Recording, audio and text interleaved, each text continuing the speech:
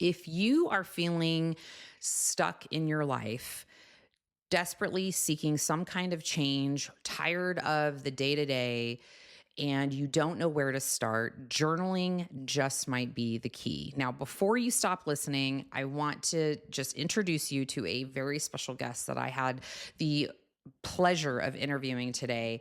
And that, my friends, was Miss Kayla Logue. Now, Kayla is a fantastic human who has brought a entirely new perspective to journaling. Kayla has created a nonprofit called Move Into Words, which is essentially a workshop that is built through some movement and then immediately going into a journaling piece of it. And oftentimes she brings in some guests into her workshops to get you really thinking about things in your life. And this is a great way that she has been able to put journals into the hands of some younger people in the workforce who are really trying to figure out their mental health and also their mission in life. And her initiative, Operation 1 Million Journals, is incredibly inspiring, ambitious, but through her work, people are really making some big changes. And I have always been a huge advocate of journaling. I know how much it's impacted my life. And so having her on was super important for me to share with you guys, just to really hone in the transformative effects of sitting down with yourself for a short period of time and putting all of your thoughts onto paper. And this is something that I always encourage my clients to do because, like she said, you can't outrun your thoughts. And if you can put them down somewhere where they exist, you will be shocked at how much you actually can start to change your life. Now, she talks about her 3D framework. We go into her process for journaling, how she approaches it now, rereading journal entries, what to do when you're staring at a blank piece of paper, and so much more. So I'm excited to let you into this podcast today. Reach out to me if you found it impactful on your journey, and let's get to know Miss Kayla Logue. All right, so welcome, Kayla Logue, to the podcast. Kayla is a best-selling author, a powerhouse speaker, and the founder of the inspiring nonprofit Move Into Words. So Kayla, welcome to Boss Bitch Radio. It's an absolute pleasure to have you here. So let's start with this. You've described your journey as one of turning obstacles into opportunities. Can you take us back to the moment where that mindset shift began for you and maybe a story about your journey to where you are today? Yeah, I think in terms of when I decided to turn an obstacle into an opportunity, I don't think it was really clear until kind of later on. Mm-hmm. It was Yeah. just kind of one of those things where it was like I make a choice or I don't. And to kind of give context to that, it was back in 2020. I was living in DC. I was married to a handsome man. We had two houses, we had a dog, I had a good job, and I really was not happy. And, The picket fence wasn't quite the picket the fence. exactly.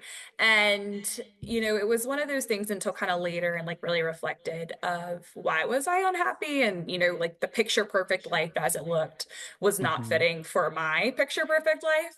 And it came to the head of the fact that I was, not living authentically to myself. I was living a life that I thought I should based off of, societal's expectations, pressure, and rather than focusing on what I really wanted. And you know, in terms of that, I mean, when I decided to just leave that whole life and pick it up and start over with $900, no direction at all, no job, midst of Oh, COVID, wow. it was definitely kind of like chaotic, of course, but at the same time, like the most liberating feeling ever.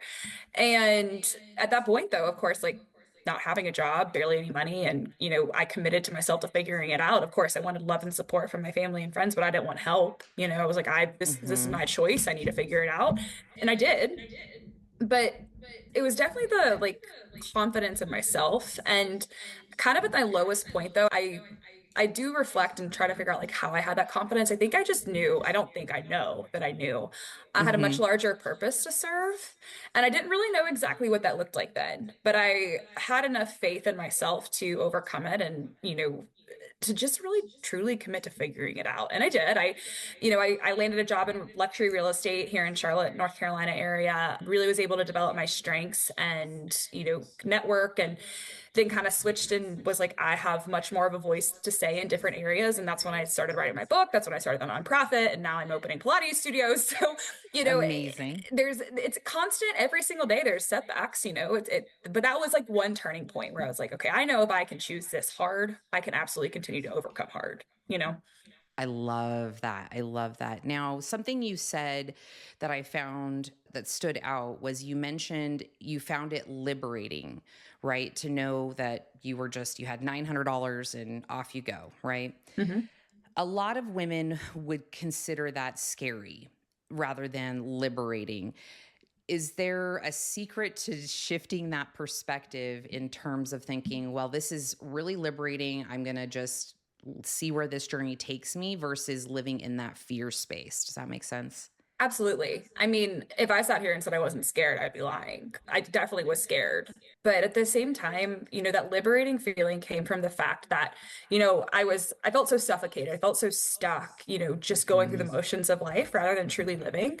And when I was able to embrace the uncertainty. I was able to embrace kind of that fear and recognize that, like, I don't know what's going to happen, but I am in control right now. I can do right. everything in my power in this very moment to make the best of what's going on. And I did. Hmm. And, really kind of just leaned into that. I leaned into, making every single day, you know, working on being the best version of myself. I prioritized my mental health. I prioritized my physical health. It's actually when I really started journaling. And Mm, I would say the journaling, it was the summer of 2020 when I actually started journaling. I'm not gonna lie, I thought it was the stupidest idea ever. My yeah. sister was the one that was like, you have to start journaling. I'm like, Taylor, there is absolutely no way a long overdue diary is going to help me, right? I was like, what is that going to do for me? And I'm an all in, all out kind of person. And finally, I realized I was trying to outrun my thoughts. I was just not processing things, and I was definitely confused. Obviously, a lot of healing to do, and I didn't really know what to do. I've been an athlete my whole life, so I had like kind of like the athlete mentality, suck it up, rub some dirt on it, just keep going. And Yeah. that's when I finally was like, okay, fine, I'll try it. And I'll never forget the first night I just committed to journaling. I literally word vomited like 10 pages of stuff that no one will ever know what was on those pages. But it was Hmm. from then on, it became truly a practice. And where clarity and healing and everything started to like really kind of evolve was through those pages and that practice there. Amazing. I have so many women who resist journaling, and I wanted to spend a good portion amount, of this podcast talking about your book and how that really goes hand in hand with your journaling revolution and your nonprofit. And we know journaling has obviously been around for ages, right? Mhm. And something you said that just stood out was a great soundbite actually is you can't outrun your thoughts. And that is key for anyone listening, right? You're just going to juggle those things around in your head. So I'd love to know from day one journaling to now, how do you approach journaling, or at least give people some pointers on how to approach journaling and maybe how it's changed for you? Absolutely. I think, everyone, we all operate different. We all think differently. We all have different needs, especially when it comes down to the benefits that journaling can provide. I think no matter what, whether you're using a prompt, whether you're just journaling, writing down your thoughts, the most important part of journaling is being honest with yourself Mm, because and intentional. I mean, I could go to the gym and just stand there and get nothing out of it, but, right. and it's the Yeah. same thing. If I just write something down to write something down, that's not going to get me anywhere. Mm, So, really being honest with your thoughts, really being honest with your intentions and understanding what you really want to kind of uncover. So I always say be vulnerable with the pages. So whether it's a prompt you're writing, whether it's just you need to get your thoughts down, whether it's just a simple little structure that you like to do daily, be very intentional with it. Take those couple minutes and make them the best couple minutes of your day. And that's really what I love about journaling so much is because it is such a practical tool. It's accessible to anyone that is willing to do it. And it pretty much costs you nothing. And it can truly be life-changing if you commit to doing it. hmm. And, that's where, I put journal prompts in the back of my each chapter of my book. That's where Mm. kind of the foundations of Move Into Words started. It's truly a practice that I believe no matter where you're at in life can make your day, make you a better human altogether. I agree wholeheartedly. It's funny when I've moved a few times in the last several years, and when I move, I'm packing up things and I pack up my journals, and it makes me smile every time because I have a diary still from like 5th grade Hmm. where it's like, I like this boy. He chased me on the playground, like nonsensical things. Yeah, But it was merely the act of just knowing how to dump all that on paper. And it's been incredibly cathartic and really a learning tool for myself, really to get in touch with who I am. And again, like you said, being honest with myself to really see like what's going on here, right? And a lot of times I feel, at least in my experience, I find people are so scared to write things down because then they realize I probably need to do something about this if there's things that they're avoiding. absolutely. And I Yeah. think you really hit the nail on the head with that.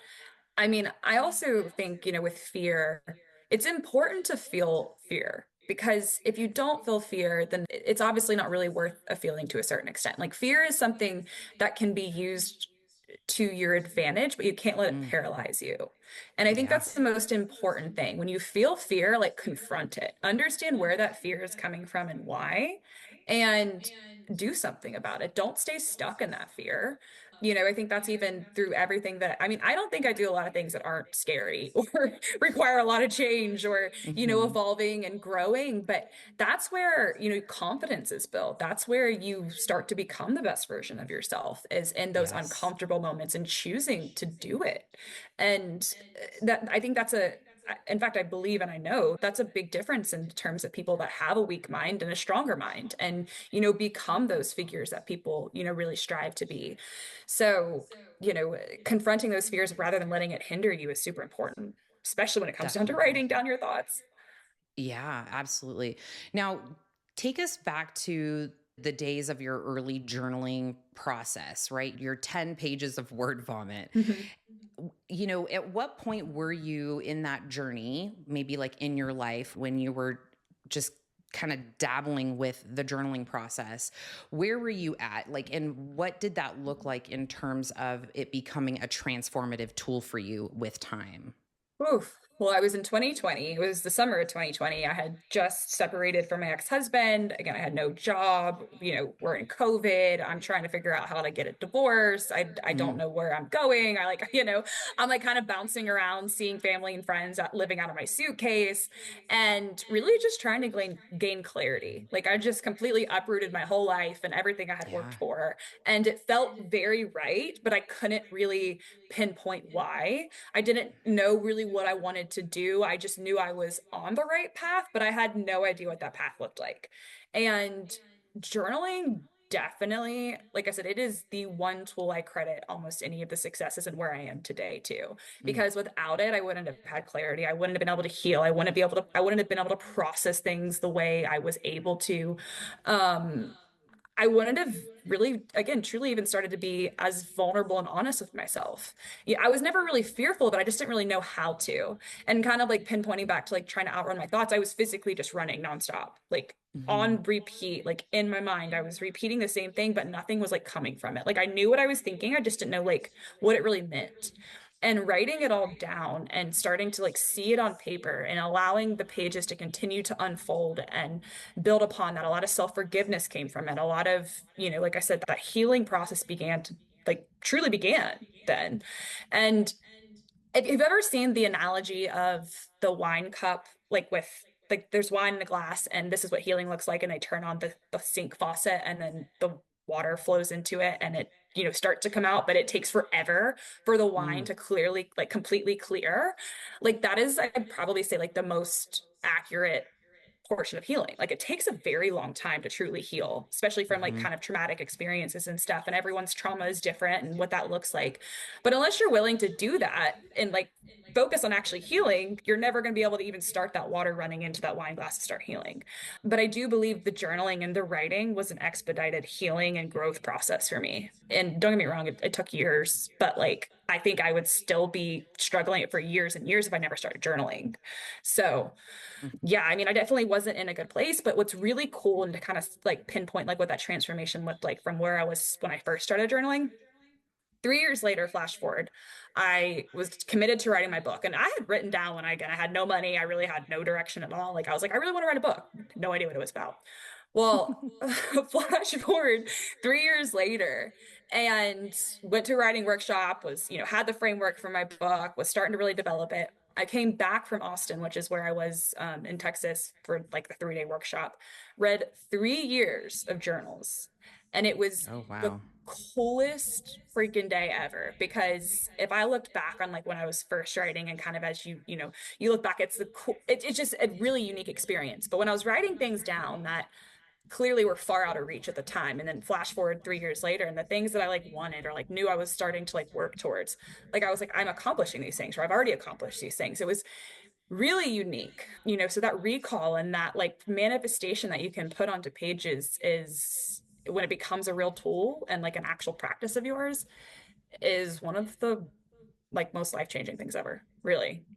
It is. Yeah, absolutely. It makes perfect sense because you, I mean, I go back and I read my journals, and I don't know what your thoughts are as far as how often to go back and reread. I would love to know that as well. But I know for myself personally, when I go back, I can't really go back too fresh. I have to go, some months back. And I'm like, wow, okay, this is where I was then. And it's very clear now, Mhm. right? Like having gone through the process and looking back to my thoughts then and just seeing how much I've changed is really empowering. And I think people need to know that, right? Like you're not the same person, you're constantly evolving, our thoughts are always changing. And to go back and to read things from a previous version of yourself, you really get to see the growth, honestly. Oh, for sure. And I agree. I think it can't be like a couple weeks, couple months. It needs to be a decent amount of time. And I think it's a really awesome way too of like giving yourself credit because you do Hmm. easily see the change, the growth, and it is very empowering. And I mean, I don't know how everyone else is, but I've always kind of struggled with giving myself credit. I'm, a high energy person, Yeah. always doing a ton and on to the next thing. And one thing I've really prioritized, and I think journaling has helped me ground in this, is be really present and to focus on, the accomplishments and where you've been. Like you're going to keep going where you're going. Like you can do this, you've proven yourself, and you will continue to keep doing it, right? But rather than being so Yes. anxious for the next thing, like, we get caught up in everything else where the journaling and allowing yourself to reflect does allow yourself to give you that credit and be like, wow, okay, well, this time, even last year, well, dang, Hmm. look what I've accomplished in that time frame, or even just look how my mind thinks compared to then. And I think it's such an important recall, I think, for everyone to be able to document. And that's, I mean, even the foundations of with moving towards, like we provide journals for everyone that comes to our events. We talk about the practices, the tools. I mean, we just launched the initiative Operation 1 Million Journals with the goal of getting 1 million journals in the hands of 1 million young professionals. I mean, Yes. both my partner and I are just so passionate about it, not only because of obviously, you started out saying the research, the studies, like it's been around for ever. Right. And it's so accessible and the life-changing stuff that it's done for both, her and I, like, we're passionate about it being something that literally everyone does. Yeah.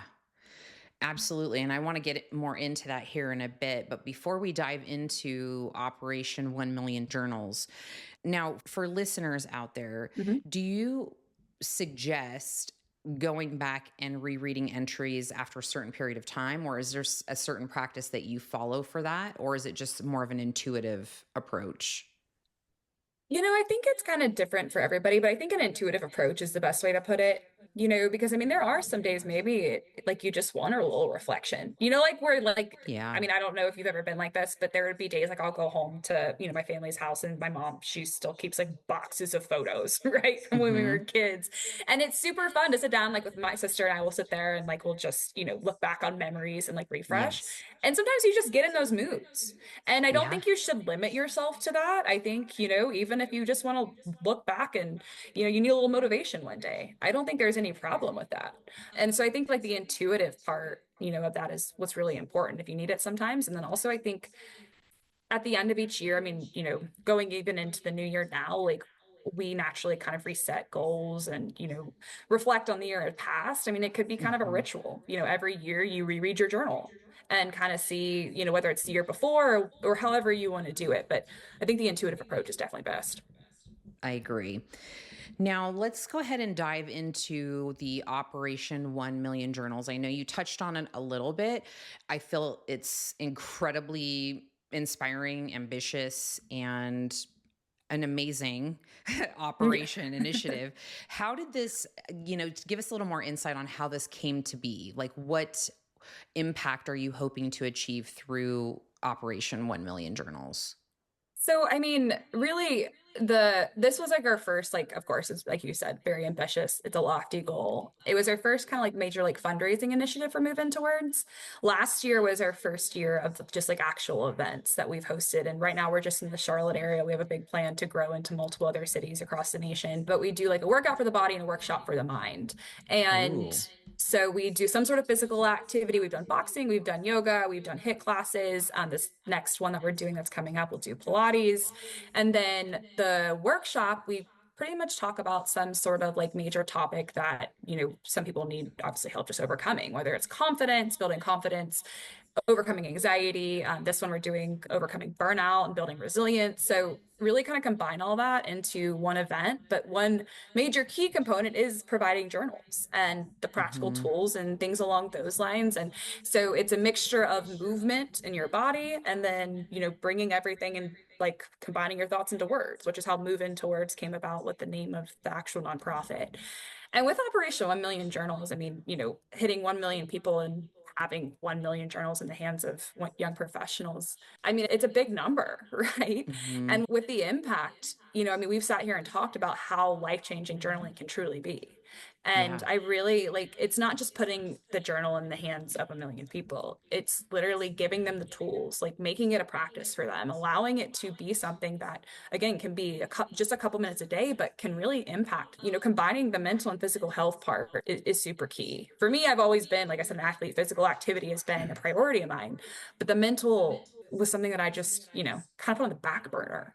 And Right. this is where, journaling being a simple and practical tool and something that is very accessible, it's super important for us to, spread it as far as we can. I mean, we don't want to stop at 1 million, it's a Yeah. start. It's for us, it's just a start. But I love that. yeah. Now, this is very intriguing to me, mainly because I have really just shared how important movement has been for my mental health journey. Mhm. And just that's how I pulled myself out of a, 10-year antidepressant dependency. I feel like was really getting into movement and working myself through that. But now that we're having this conversation, I'm realizing how much the movement paired with the journaling had such an impact on my mental health. Now, how do these workshops run? Are they done locally? Do you travel for them? I could see a lot of people being really interested in this as they hear the podcast. Yeah, so right now they're just done locally here in Charlotte. And I mean, we just launched the next event. It's February 8th. And then we have last year was just quarterly, but we have a really big plan for expansion. We're working on, sponsorships, partnerships, any way possible. I mean, the nice thing about Move Into Words and the reason we want to keep it pretty like scalable and ways that you can kind of pick it up and put it into other locations is it's really about cultivating a community for young Mhm. professionals to thrive. And, of course, we combine the amazing physical, mental, and kind of even the spiritual aspect with the journaling, but it's bringing a group of people that have that growth mindset there, right? So you're bringing a group of people together that just want to be better versions of themselves. Hmm. And, so it's getting kind of people in different areas that can, start and kind of lead the initiatives. Obviously we'll continue to play a major role, but by no means are we like, we're just going to stay here locally in Charlotte. Like we're ready to take it anywhere. But Yeah. currently where we're at, it's just, we do have the events in Charlotte, but I mean, we have Instagram, we have our website, we have everything, and we're starting to try to build it out and reach as many people as possible. I love that. I'm already like, let's bring it to Vegas. I mean, we should definitely talk about it because, like I Yeah. said, we're not limited. I love traveling and I'll go anywhere to do anything with, bringing impact and partnerships, collaborations that, make sense and can, again, better anybody else. So, yeah, Hmm. I would love to bring it out there.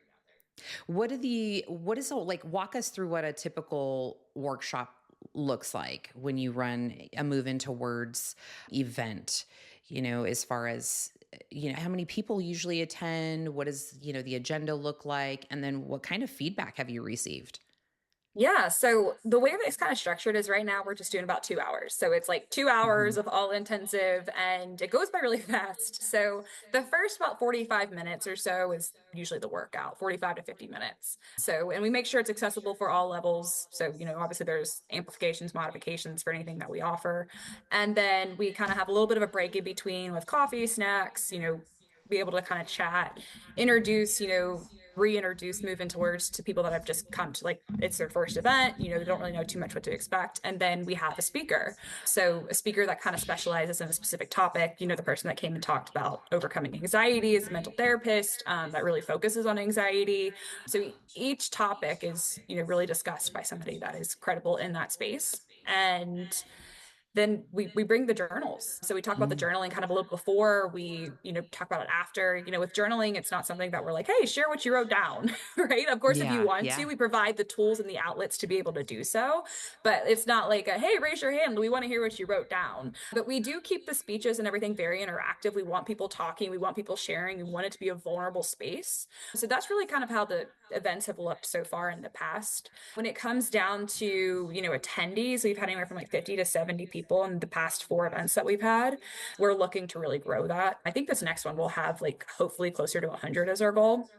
Hmm. And then really with feedback, everyone's loved it. Everyone's like, let's have more events. And we're like, okay, well, help us, So, but yeah, no, everyone's really enjoyed it.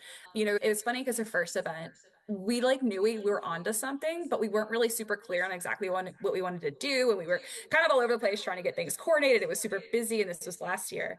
And we ended up having like 75 people at our first event. And, Wow. you would think it would be like our friends and stuff. Well, most of our friends ended up canceling.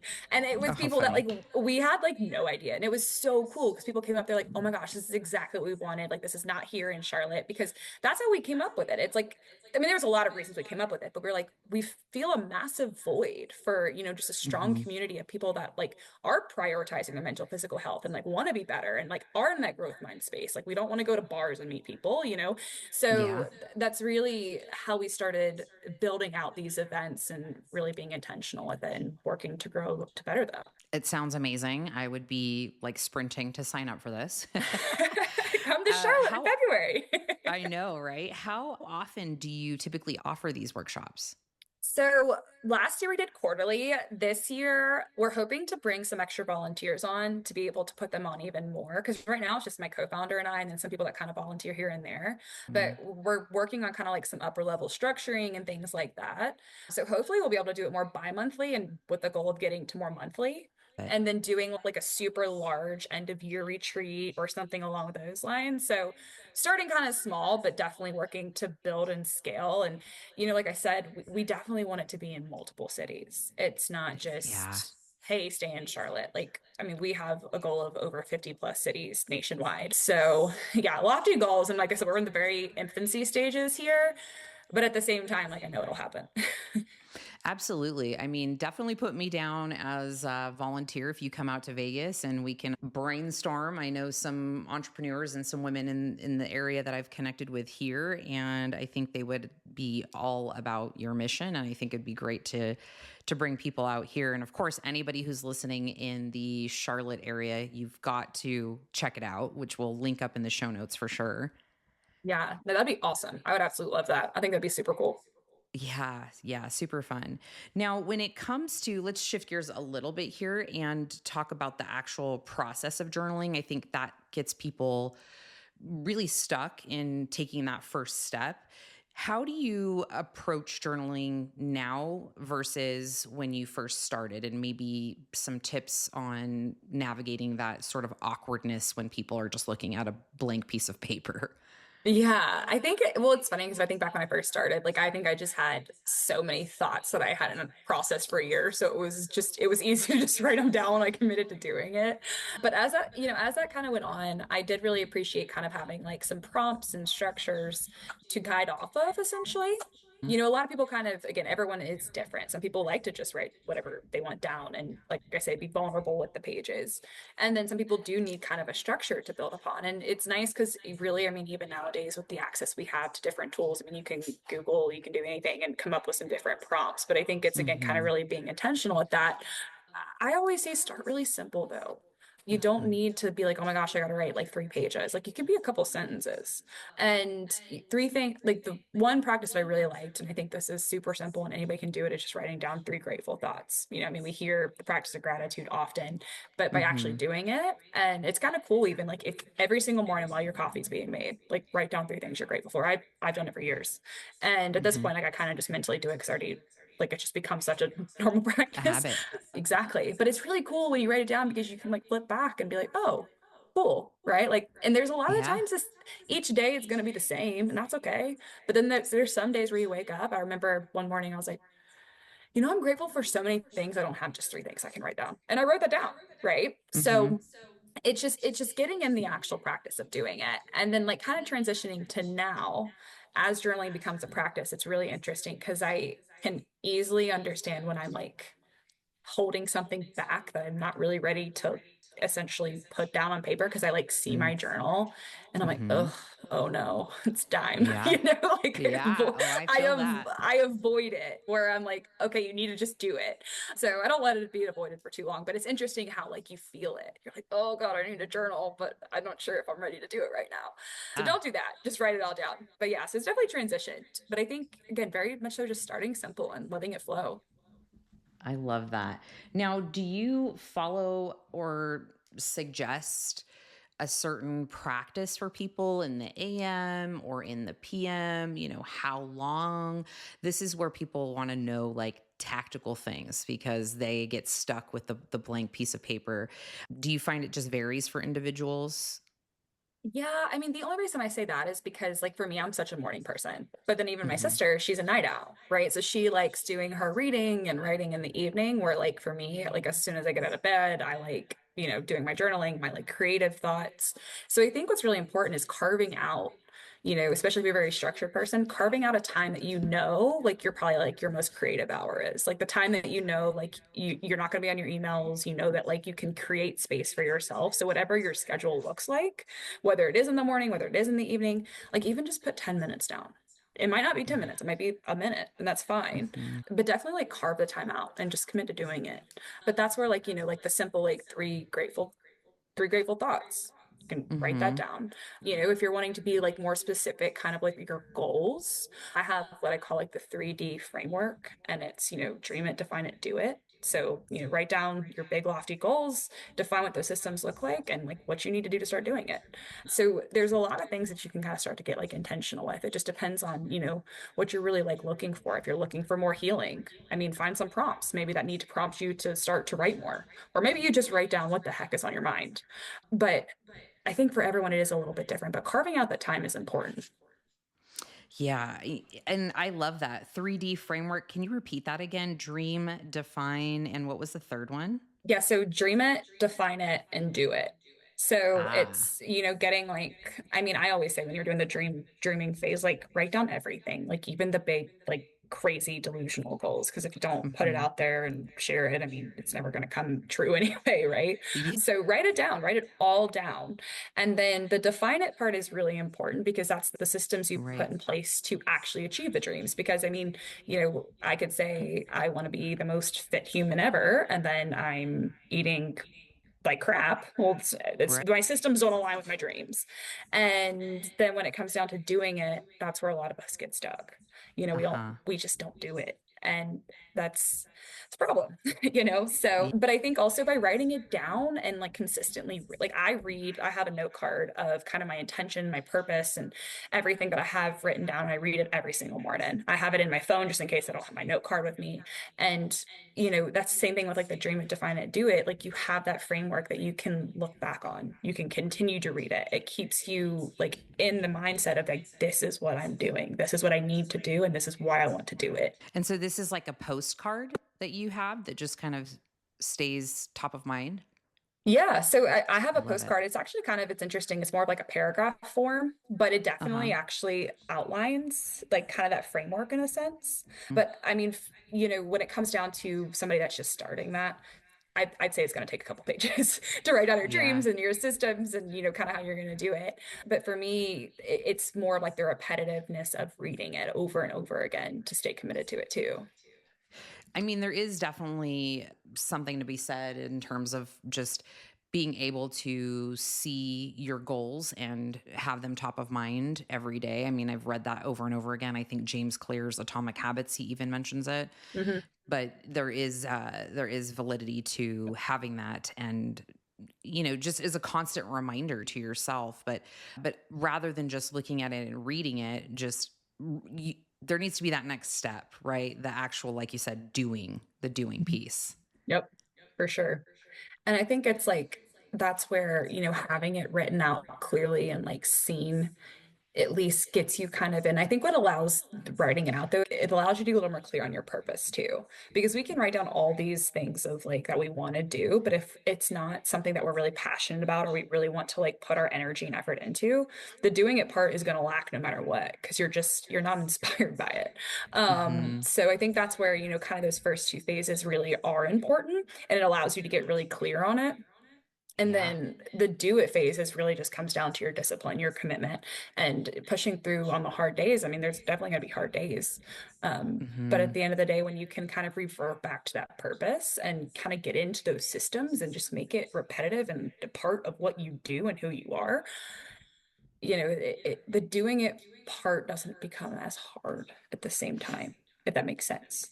It does. I think because there's clarity behind why you're doing it, and it's not Hmm. just throwing spaghetti at the wall, Exactly. right? Yeah. Yeah, it's like you're creating your own GPS. For sure. I think the most important thing about like the doing it thing too, and this is where, if I find myself kind of like doing this, like I know for a fact, even from experience, false promises are the number one confidence killer. It's the one thing that will constantly hold you back. So telling yourself you're going to do something and then not doing it, as you Mm, continue to do it, your word means nothing over time. mm, And then it just becomes where, I'm writing all these things down. I want to do all these things, but I'm telling myself I'm going to do it and then I don't. yeah. And, writing it down, getting clear and simplifying and prioritizing allows you to set yourself up for success. And it also allows you to set yourself up not to make false promises. So I think kind of like that psychology of it as well is really important to understand too. Right. And I can see how this 3D framework is really serving as sort of like the guidepost for probably a lot of journaling prompts and reflections. Hmm. I I couldn't mean, agree yeah, more. yeah. Now, the selfish part of me wants to ask kind of some just tricks and tools of the trade because I'm constantly in search of like the perfect journal. Is there a brand or anything that you particularly find just is easiest for you to, divert to in when you're journaling? You know, I honestly just like my friend bought me like a customized leather journal with just obviously blank pages. But Mhm. one that I've received as that's like a great journal, and I haven't done it yet, so I can't say it's amazing, but it's somebody that I really respect, recommended The Artist Way. I'm Oh, sure maybe yes. have you done that one? I have Okay. not, but I've seen Okay. it and I believe I've probably put it in my Amazon cart and never pulled the trigger. Okay, yeah. So I asked for it for Christmas. And so, because I'm just like, it was just one of those things. I'm like, okay, perfect. This would be a great Christmas gift. My mom's always like, I have Yeah. to get you something. So, yeah, I'm excited to dive into that one. I've heard it's a really great one because we're working on building out like our own, best journal for moving towards as well. So, Mhm. kind of getting ideas and framework and structure off of our own personal experiences, but kind of gathering, other tools and things that really work for us individually and putting them all together and receiving feedback from other people too. But, to kind of answer your question, I right now you kind of just use a blank page journal. At the end of each chapter of my book, I add journal prompts. They were really intentional prompts. So there's 12 of them. So literally if somebody were to have my book and just use those prompts, if you want to buy the book and just do the prompts, you'll take something away from it. You know what I mean? But Yeah. but with that being said, I'm excited to dive into that one. I've heard such great things. So I don't know. Okay. If you decided to get it, we can be little artist way pen pal buddies. Accountability buddies. Yes, exactly. I love that. Yeah. And I mean, in terms of that, what does your journaling routine typically look like now for you to kind of get in the right mindset and really set it as a habit? Well, kind of to piggyback off of what you said with the physical and mental part, I notice like after I work out, especially in the mornings, if I do a morning workout and then Mm, sit down with my journal for just again 10 minutes, mm, it's probably the best journaling I get in because, and I'm not sure if you're like this, but when I'm working out, especially if I'm doing like kind of like longer cardio, not like super high intensity stuff, but more stuff where like my heart rate is kind of in that like 130 beat per minute, I mm-hmm. get like a lot of really good ideas or like get like really Yes. creative.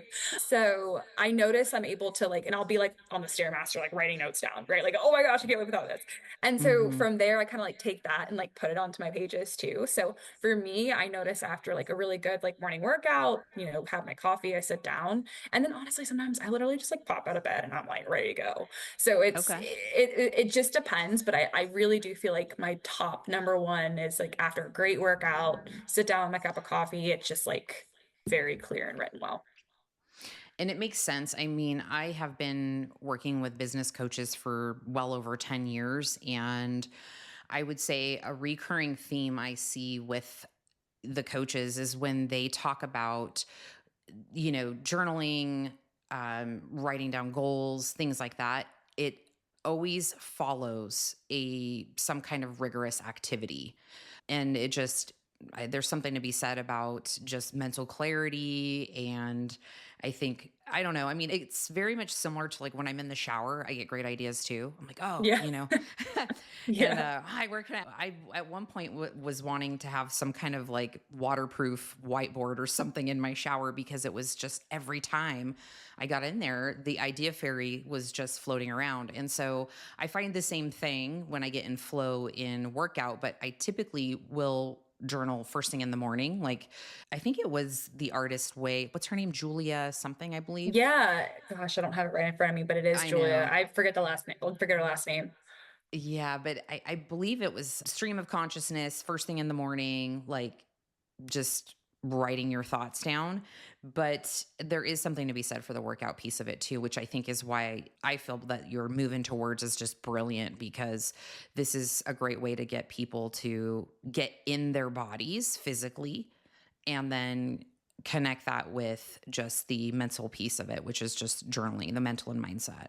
Yeah, and that's like why we have kind of the event structured the way that we do, do the physical activity first and, doing more of the mental thinking after.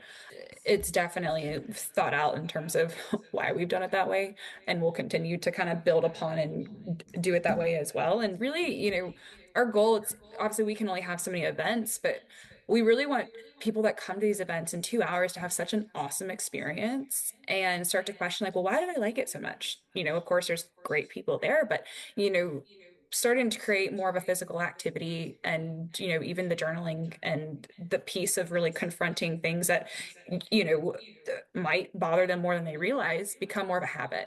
Mm. So that's like really the foundation of it, which is why we want to continue to do more of them. Obviously, the more you do, the more of a habit it's going to become, but be more, creative with even like challenges and opportunities to continue to allow individuals that want to be a part of the community to really be able to grow and become the best version of themselves. Yeah, makes perfect sense. I love that. Now, when it comes to your book, Always Squeezing Lemons, can you give us a little bit of a peek into what someone can expect from that book? Yeah, so, the subtitle is Taking Responsibility to Define Your Own Success. So it Mm, really is kind of like that radical self-accountability mindset shift, my gosh, words, of like when you realize you can be the cause, problem, and solution for everything in your life, your world changes. Ooh. And it's that, recognizing that, if you kind of blame outside circumstances, or, if you want a better life, it's one choice away, but you have to be willing to make the choice. Mm. And so a lot of it's, personal stories and experiences and my journey, but it's written in a way that is very applicable to readers to be able to apply to their own life and experiences. And at the end of each chapter, I already mentioned I have a journal prompt, but also there's a lemon drop. So, like, the lemon drop is the key takeaway from the chapter. It's if you're scrolling through Instagram, you see a meme and you're like, ooh, that hit home, right? So that's what the Yeah. lemon drop is. And then there's a journal prompt after. So it's like I said, if you were to buy the book and just turn to those 12 pages, you'll take something away from it. But Amazing. it's definitely an easy read, very vulnerable, very raw, very relatable. If you're looking for, empowerment, something to kind of like kick drive some extra energy and effort in your life, it's definitely for you. I think this is perfect considering the timing of this podcast as well at the beginning of the year for sure. Yeah. Yeah, Yeah, and it's on absolutely. audio too. I read it. So Oh, it's arguably harder to do the audiobook than write the whole book. So really? oh God, it was so bad. It was Okay. just I would think the other way, but audio is my favorite form of communication. So was it just foreign for you to kind of read and talk through it like that? yeah, so I mean, obviously, I feel like you can probably tell I enjoy talking. I don't mind talking. I'm the Yeah. same way. I love connecting. I love talking. But so I had to do it where I had to read it and also edit it. So Mm. like if I messed up a sentence, and obviously I talk kind of fast and I like pronounce things kind of weird sometimes. So if you mess up, like you have to stop, delete it, and then reread it. And like Mm. at the same time, like I'm learning how to use like Adobe Audition and everything Oh while yeah. reading it. So by the end of it, I was just like, okay, does my book make any sense anymore? Like, it was a lot, but it sounds good. It ended up turning out well. So, Well, I know that writing a book is no easy feat. oh God, no. Do you feel like you learned anything about yourself in particular through that process and Oh, oh my ties into your gosh, yeah. message, you know? Yeah, I would definitely say it was an accelerated, like I said, even just like healing and growth process, because Right. it is definitely a book that is personal. It's a Mhm. lot of personal stories, and I share them because, and as when you read it, you'll see like it's meant to make a point in terms of like the struggles that I went through, like the mistakes that I had and like how to overcome, to hopefully readers don't make the same mistakes. It's written very strategic for that way, but it required a lot of vulnerability from me. Like it required I realized when I was writing stuff, there would be chapters. I would go through like chapter by chapter and start writing kind of what I planned out. And then I would write a chapter and be like, it's not good. And I realized the ones when I said it's not good is because I was sugarcoating it. Like Mm. I was trying to hide certain things that maybe I didn't really want to like uncover or, you know, share on Mhm. it could be on anybody's bookshelf, right? But so then I would rewrite it and be much more like honest and vulnerable with it. And I was like, oh God, that's it. That's it. So, Yeah. it Yeah. definitely required a lot of that. So being kind of more of a personal book, it was definitely challenging. And like I said, a lot of personal development along the way. But I definitely enjoyed it. It was a fun process. I learned a lot. I definitely want to write another book. And it's nice Okay, that was because my next question.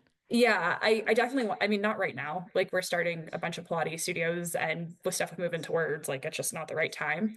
It takes a lot of time and it's a lot of energy, a ton of energy. And like you don't even Yeah. realize how much energy it is until you like are after. Like I remember after the book launch party, I was like, I'm done. Like I need like a 3 month break of everything. I don't want For to do sure. anything. I hear that Um often with people that write books. Yeah. yeah, it's more exhausting than like you can really kind of even put into words. It's such a weird roller coaster of emotions and like it's such a big feat, right? And so like when it's done and it's published, you're like, "Oh my gosh, what now?" Like Right. it's so interesting. It's kind of crazy. Do you have a teaser for us on what the next book could possibly be about? Oh, I have a couple ideas. There's one that I really do want to write, and it's really all about sex, but it's more like about like the empowerment and the confidence of it.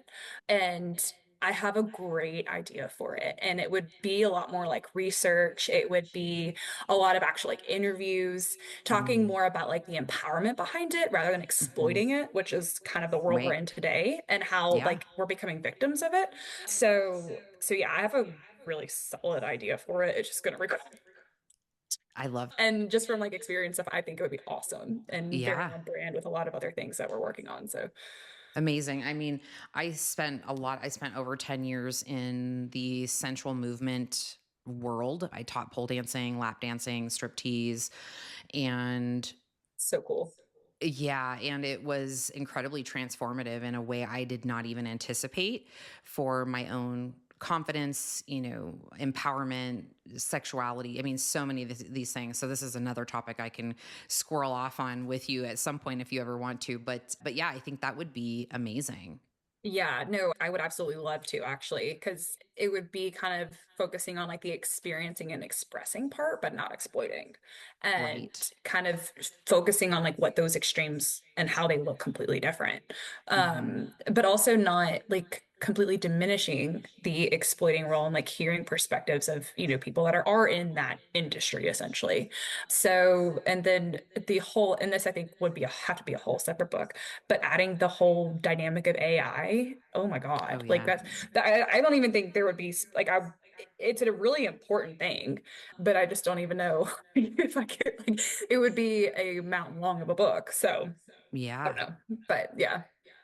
I love that. That would be incredible. And I'm excited to hear more. So hopefully, this new project of a new book is coming soon. I'm not going to pressure you, but Yeah, no, it's funny because I've told a couple people, and obviously now everybody that's listening has heard about it. They're like, yes, "Girl, you need to write it now." I'm like, I don't think you you put would it out do into the universe now I for put it out into the sure. universe. Yeah, no, I mean, I definitely will. And like, I'm actually starting to kind of get the itch to start writing again. Because I mean, Hmm. obviously, journaling and then writing a book are completely different. Like, they're just not in the same category. So when I was writing my book, like, I had to really carve out time to journal because I was writing so much because it's very different. And then this one will be again very different. But I am getting the itch to start doing it again. And I want to be something that I would jump because when you commit to doing it and like the way of like the timeline that I did with my last book of like starting here and like by the next year, like we're sending it to the publisher. I wouldn't probably start that process again for at least another year or two to on the ease. I don't know. I say that and then who knows in a couple months I'll be like, let's do it. Yeah, no, I actually am getting the itch to like really kind of start building it out a little bit more and start getting creative with the writing part of it. Wonderful. I can't wait to see what that brings for the future. Well, this was so much fun. Any last minute parting words that you have in terms of sharing with the audience? Anything we talked about or maybe missed? I think we covered quite a bit. Yeah. Obviously, I think, we really dove into the journaling aspect, which I absolutely love because I really am so passionate about it. I'm working on a TEDx speech about it. Like, there's Mm, so much to me that I think, like I said, if everyone in the world had a journal in their hands and made it a practice, this world, I think, truly would be a better place. And so, hmm. I guess in terms of words to people that are listening, if you're hesitant about journaling or you've been resistant to it, like let this episode and, our stories and kind of how it's been beneficial for both of our lives be something that just like pushes you over the ledge to just start doing it. Just try it a couple minutes a day. It's definitely a practice that if you again intentionally do it and commit to it, will change your life more than you ever expect. I would agree with that. That was definitely a huge game changer for me was consistently journaling. So I resonate very deeply with that. But thank you so much. Let us know how we can connect with you, reach you, find you on the interwebs. Yeah, so my website, kaylalogue.com, literally has everything. You can find me on Instagram, Kayla Logue _ LinkedIn, really even like all the nonprofit stuff. Like if you just go to my website or even my Instagram, you'll be able to kind of find literally anything and everything. Message me, email me. I love hearing feedback, comments, questions, thoughts, anything, all the above. Fantastic. Well, it was an absolute pleasure to have you. I will link everything up in the show notes on the podcast as well as over on YouTube. So thank you so much, Miss Kayla. I'm excited to see what you have in the future. Hopefully, we can connect further. That would be fantastic. And, I really appreciate what you're doing and what the mission is for your work. It's definitely going to be changing lives in more ways than one. So thank you so much. Yes, no, thank you so much. And definitely look forward to connecting more. All right. Have a great day and we'll talk soon. Yes, absolutely. Bye. Bye. All right, there you have it. The podcast with Miss Kayla Logue. Hopefully, this inspired you to start your own journey into journaling if you've never done it before. I promise you, it's not that scary. Once you can sit down and be honest with yourself and really just bring all of those worries, uncertainties, fears, goals, dreams, aspirations, basic shit like what did you do yesterday, right? Sometimes that's how these journaling prompts start. You'll really see how important journaling is in the process of you actually being in your life and doing your life rather than it just passing you by. So I hope this was inspiring for you. Make sure to check out the show notes. Make sure to check out the description if you're over on YouTube. Connect with Kayla, buy her book. It is Always Squeezing Lemons. And make sure that if you're in the area in which she hosts these Move Into Words workshops, you go to them. You need to take action, friends. All right. I love you. Kisses to your forehead, and we'll talk soon.